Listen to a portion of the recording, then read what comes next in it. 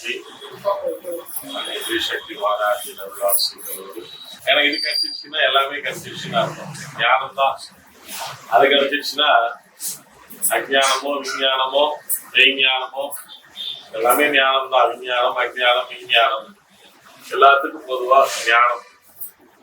இந்த ஞானத்துல முதல் பங்கு வகிப்பது என்னன்னு பார்த்தோம்னா, நாம ஏன் பிறந்தோம் எதுக்கு வளர்ந்தோம் தெரியாமலே வாழ்ந்துட்டு இருக்கோம். 4 பேருக்கு இது மனசுக்குள்ள இந்த கேள்வி இருக்கும். ஏன் பிறந்தோம், எதுக்கு வளர்ந்தோம், ஏன் வாழ்ந்துட்டு இருக்கோம், ஏன் வாழ போறோம். இல்லாத ஒண்ணு இருக்கிறதா நினைச்சுக்கிட்டு தேடி தேடி அலையிறோம். அது நிஜம்தானா? இருக்கிறது தெரிய மாட்டேங்குது கண்ணுக்கு. இல்லாதது மட்டுமே இருக்கிறதா நினைச்சுக்கிட்டு தேடி அலைஞ்சிட்டு இருக்கோம். அப்ப இருக்கிறதே நம்ம கண்ணுக்கு தெரியாமலே வாழ்றதா வாழ்க்கையா? நிஜத்துல இருக்குது, ஆனா அந்த இருக்கிறத கண்ணுக்கு புலப்படாமலே நம்ம வாழ்ந்துட்டு இருக்கோம். இதுதான் நிஜமான ஒரு வாழ்க்கை.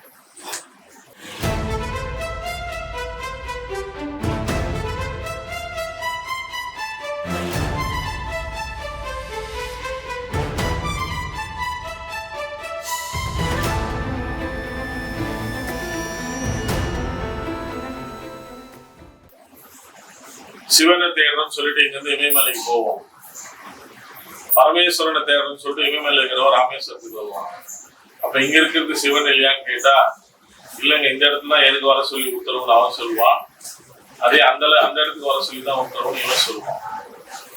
அப்ப இருக்கிற இடத்துல இருந்து தேடாம இல்லாத இடத்துக்கு தேடினதா கடவுளையே கூட நம்ம அப்படிதான் தேடிட்டு இருக்கோம்ன்றதுதான் இதுக்கும் ஒரு உதாரணம். இதுதான் வாழ்க்கையில அன்பா இருக்கட்டும், பாசமா இருக்கட்டும், ஏதோ ஒண்ணு எங்க இருக்குதோ அங்க தேட மாட்டோம். இல்லாத இடத்துலதான் போய் தேடிட்டு வரணும். அப்புறம் கிடைக்கலையேன்னு சொல்லிட்டு வருத்தப்படுவோம். அப்புறம் அதுவும் கிடைக்கலன்னு அழுதுகிட்டு குழப்பிட்டு வாழ்க்கை இருக்கிற வாழ்க்கைய தொலைச்சிட்டு வீணடிச்சுட்டு சந்தோஷமா வாழ வேண்டிய காலமே கொஞ்ச காலங்கள் தான்.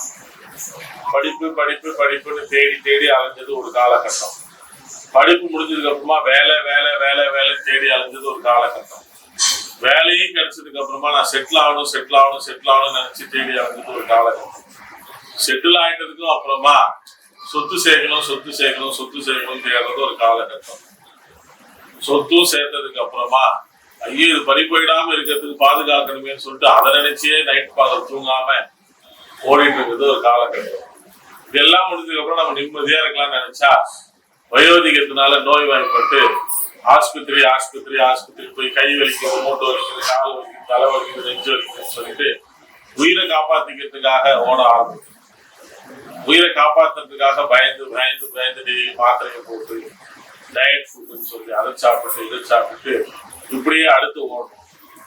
சரி, அதுல ஏதோ உயிரை கொஞ்சம் தற்காத்து இருக்கிற வியாதியை குணப்படுத்தி வாழ்றோம்னா மேற்கொண்டு வியாதி வந்துடக்கூடாதுன்னு சொல்லிட்டு முன்கூட்டியே மருந்து சாப்பிட்டுக்கிட்டு பிரிகாஷனா இருக்கிறன்ற பேர்ல அதுக்கப்புறம் வாழ்ற வாழ்க்கையை நிம்மதியா தொலைச்சிட்டு சரி அதன் பிறகு வயோதிகத்திலேயாவது கடைசியா நிம்மதியா இருக்கான்னு பார்த்தா ஐயோ என் புள்ள என்ன செட்டில் ஆகல, என் பேரனுக்கு இந்த ஸ்கூல்ல அட்மிஷன் கிடைக்கலன்னு சொல்லிட்டு இப்படி நீங்க பாத்தீங்கன்னா மற்றதை நினைச்சுதான் வாழ்க்கையை வாழ்ந்துட்டீங்க ஒழிய உங்களுக்குன்ற வாழ்க்கை என்னைக்காவது ஒரு நாளாவது வாழ்ந்துட்டீங்கன்னு யோசிச்சு பாத்தீங்கன்னா கிட்டத்தட்ட 99% பேர் கிட்ட வரக்கூடிய பதில் தெரியலன்னு இருக்கும், இல்லைன்னு இருக்கும், அப்படியான இருக்கும். ஆனா சரியான பதில் சொல்ற மாதிரி இந்த இடத்துலதான் நம்ம முன்னோர்கள் ஒரு விஷயத்த தெளிவாவே சொல்லிட்டு போயிட்டாங்க. வாழ்ற வாழ்க்கை கொஞ்ச காலம்தான், அது நமக்காக வாழ்ற வாழ்க்கை அதுலயும் கொஞ்ச காலம்தான். இத மற்றதெல்லாம் பேசி நேரத்தையும் காலத்தையும் வீணடிச்சுட்டு நம்மளுடைய வாழ்க்கையை சுகபோகமா வாழ வேண்டிய காலகட்டத்துல அதை நினைச்சு மனம் உருக்கி வருந்தி எல்லாவற்றையும் தொலைச்சிட்டு இழந்து கடைசியா கையில பணம் இருக்கும், காசு இருக்கும், பங்களா இருக்கும், கார் இருக்கும், ஆனா வாழ்றதுக்கு வாழ்க்கையே இருக்காது. பெரும்பாலும் இதுதான் நாம இந்த ஸ்டைல் ஆஃப் லிவிங்ல வாழக்கூடிய தத்துவத்துல எல்லாருக்குமே இருக்கிற ஒரு சோ இங்கதான் நாம கொஞ்சம் சிந்திக்கணும். கடவுள் இத மாதிரி ஒரு வாழ்க்கை வாழ்றதுக்கு தான் நம்மள படைச்சாரா? இதுதான் என்னுடைய படைப்பா? இதை நோக்கிதான் என்னுடைய பயணமா? என் பயணம் ஃபுல்லா தேடிட்டே இருக்க போறதானா? எப்பதான் இதுக்கு ஒரு முற்றுப்புள்ளி வைக்க போறோம்? இப்ப நிறைய பேர் இங்க கூட வந்திருப்பீங்க. ஏன் இன்னைக்கு பார்த்து இந்த டாபிக் எடுத்து பேசுறேன்னா, முதல்ல என்கிட்ட வரும் பொழுது யாராவது ஒரு பிரச்சனைக்காக வந்திருப்பீங்க.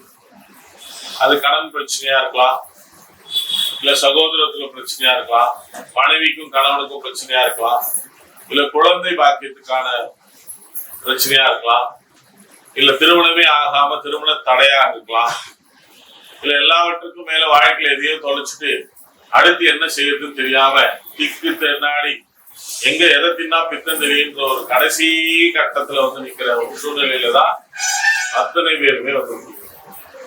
அப்ப முதல் முறை வரும் பொழுது அம்மா வாராகி கிட்ட நீங்க கேட்கிற ஒரே யாசனை என்னவா இருக்கும்னா, என்னை எப்படியாவது இந்த பிரச்சனைல இருந்து காப்பாத்தி விட்டு சாமி, வேற எதுவுமே எனக்கு தேவையில்லை, கண்டிப்பா இதுவாதான், எனக்கு ஒரு கல்யாணம் மட்டும் ஆயிட்டா போதும், நான் வேற எதுவுமே வேணாம், என்னை பார்த்துட்டு வருவாங்க, எனக்கு ஒரு குழந்தை மட்டும் பிறந்துட்டா போதும், எனக்கு வாழ்க்கையில எதுவுமே வேணாம், எனக்கு இந்த பிரச்சனை ஆபீஸ்ல என்ன சஸ்பெண்ட் பண்ற மாதிரி இருக்குது, என்னை வேலையை விட்டு தூக்குற மாதிரி இருக்குது, வேலையே போற மாதிரி இருக்குது, இது மட்டும் என்னை காப்பாத்தி கொடுத்துட்டா போதும், எனக்கு வேற எதுவுமே தேவை. எனக்கு ஏதோ ஒரு வியாதி வந்துருச்சு, டாக்டர் எல்லாம் செத்து போயிடுன்னு சொல்லிட்டாங்க, என் உயிரை மட்டும் காப்பாத்தி கொடுத்துட்டா போதும், எனக்கு வேற எதுவுமே வேணாம். இது நல்லா நீங்க உங்களுடைய வாழ்க்கையை கிட்டத்தட்ட அப்படியே பின்னோக்கி பாத்தீங்கன்னா, இங்க வந்திருக்கிற ஒரு 100 பேர்ல 95 பேர் இதுக்கு வந்தவங்களாதான் இருக்கு. ஏதோ ஒரு பிரச்சனைக்காக, அந்த பிரச்சனையை தீர்க்கறதுக்காக, அந்த பிரச்சனை தீர்ந்த பேர். ஒரு 5% பேர் வாராகியின் பால் ஈர்க்கப்பட்டு, அன்னையின் பால் ஈர்க்கப்பட்டு, அந்த அன்னையை பத்தி தெரிஞ்சுக்கணும், அன்னையினுடைய நாமத்தை உணரணும், மந்திரத்தை உணரணும், அன்னையை நாம உபாசிக்கணும்ன்ற நோக்கத்துல ஒரு 1% பேர், ஒரு 3% பேர் வந்திருக்கீங்க. ஒரு 2% பேர் எனக்கான குரு யாரு, என் வாழ்க்கை எதை நோக்கி போகுது, என் வாழ்க்கை இதுதானா அப்படின்னு தன்னைத்தானே உணர்றதுக்காகவும், அவங்க நிச்சயமா என்கிட்ட வரும்பொழுது கல்யாணத்தை பத்தியோ, குடும்பத்தை பத்தியோ, காசை பத்தியோ, பணத்தை பத்தியோ எதையுமே கேட்காதவங்களா இருப்பாங்க. அவங்களுக்கான பதில், எனக்கு ஒரு குரு வேணும், குரு கிடைச்சிட்டாரா, என்னை வழிநடத்துறதுக்கு ஒரு வழிகாட்டி வேணும், என்ன ஞானத்தின் பால் அழைச்சி செல்றதுக்கு எனக்கு ஒரு தகுதியான நபர் வேணும். இப்படிதான் இவர்களுடைய பதிலா இருக்கு. கிட்டத்தட்ட நான் சொல்ல வர்றது,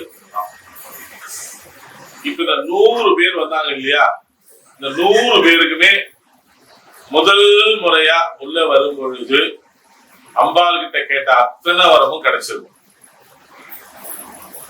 1% 2% அதுல மிஸ் ஆயிருக்கலாம், அறுதிட்டு சொல்ல முடியும். 98% நீங்க உங்களையே நீங்க பின்னோக்கி யோசிச்சு பார்த்தீங்கன்னா 98% நீங்க எதை தேடி அன்னை வாராகி கிட்ட வந்தீங்களோ நிச்சயமாக அந்த பிரச்சனை முடிஞ்சிடும். முதல் முறை நீங்க வரும்போது எந்த ஒரு லேண்ட் விற்கலான்னு வந்திருப்பீங்க, அந்த லேண்ட் வித்துட்டு இருக்கும். முதல் முறை வரும்போது என் பையன் பிரச்சனையில இருக்கான்னு வந்திருப்பீங்க, அது முடிஞ்சிட்டு இருக்கும். முதல் முறை வரும்பொழுது எனக்கு இது இல்லைன்னு வந்திருப்பீங்க, அது முடிஞ்சிருக்கும். நான் சொல்ல முதல் வரம், முதல் முறைன்றதோட அன்னை கிட்ட நீங்க யாசிச்ச முதல் வரம் நிச்சயமா 98% பேருக்கு முடிஞ்சிருக்கும். சரி, இன்னும் 3% 5% முடியலையா, ஏதோ ஒரு ரூபத்துல அதற்கான முகாந்திரமோ முடிகிற தருவாயிலையோ நிச்சயமா இருக்கும். சரியா? ஆனா அதன் பிறகு ஆசை யாரை விட்டது? நமக்கு ஃப்ரீயா குலோப் ஜாமுன் கிடைக்குதுன்னா எவ்வளவு வேணாலும் சாப்பிடலாம். காசு கொடுத்து குலோப் ஜாமுன் வாங்கி சாப்பிடணும்னா யோசிச்சு வாங்கி சாப்பிடுவோம். ஃப்ரீயா பிரியாணி கிடைக்குதுன்னா வயிற்றுல இடம் இல்லைனாலும் கூட முக்கி குச்சி விட்டு உள்ள விட்டு அவிக்கிட்டு போயிடலாம். அது ஒரு பீஸா தான் உள்ள போகுது. இதுதான் வாழ்க்கையில நமக்கு முதல்ல போதுன்ற மனப்பான்மையே வராத ஒரு இடம். முடிஞ்ச அடுத்த 2வது நாளே அடுத்த பிரச்சனைக்கான ஃபைல், அதை முடிஞ்ச அடுத்த 3வது நாளே அடுத்த பிரச்சனைக்கான ஃபைல், இப்படி அடுத்து அடுத்து அடுத்து அடுத்து அடுத்து எடுத்துக்கிட்டே வந்துட்டே இருந்தீங்கன்னா எப்ப நீ தனிப்பட்ட முறையில அம்மா கிட்ட அருள் வாங்கி உன் பிரச்சனைக்கு நீயே வர வாங்க போற? யோசிக்கணுமா இல்லையா? உனக்கு அம்மாவை அடையறதுக்கான வழியை காமிச்சாச்சு, அம்மாவை நெருங்கிறதுக்கான மார்க்கத்தை இன்னும் சூட்சமனு சொல்லி கொடுத்தாச்சு, கூப்பிட்டா அம்மா எப்படி வருவா, எப்படி காட்சி தருவான்ற ரகசியத்தையும் சொல்லியாச்சு. மந்திர தந்திர யந்திர ஔஷதத்தையும் உனக்கு சொல்லி கொடுத்தாச்சு. கரெக்டா? இப்ப ஒரே ஒரு விஷயம் என்ன, உன் மனம் இது மட்டும் மாறல, எல்லாம் மாத்தியாச்சு. மனம் மட்டும் மாறல. எப்படி முதல் முறை வந்த போது உன் மனம் இருந்துச்சோ அதே மனநிலையில 8 வருஷம் ஆகியிருந்தா எப்படி? மனசுல முதல்ல என்ன இருக்கணும்? முதல்ல நம்பிக்கை இருக்கணும். நம்பிக்கை எப்படி தெரியுமா? நான் வணங்கிய தெய்வம் இக்கலிகாலத்தின் எனக்கான தெய்வம். அதை முதல்ல நம்பணும், பரிபூரணமா ஏத்துக்கணும். 100% இல்ல, அதுக்கு மேலேயும் ஏத்துக்கணும். இந்த ஜடம், இந்த சரீரம் இந்த காலகட்டத்தில் ஏதோ ஒரு ரூபத்துல இந்த அன்னையின் பால் ஈர்க்கப்பட்டிருச்சு.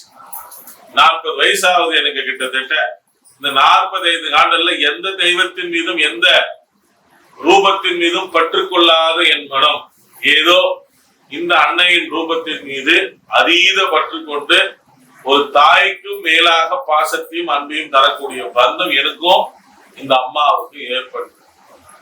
இது எனக்கான மிகப்பெரிய வரம், எனக்கு மிகப்பெரிய ஒரு பொக்கிஷம் அப்படின்றத முதல்ல மனசுல பரிபூர்ணமா ஏத்துக்கிற பக்குவம் வரணும்.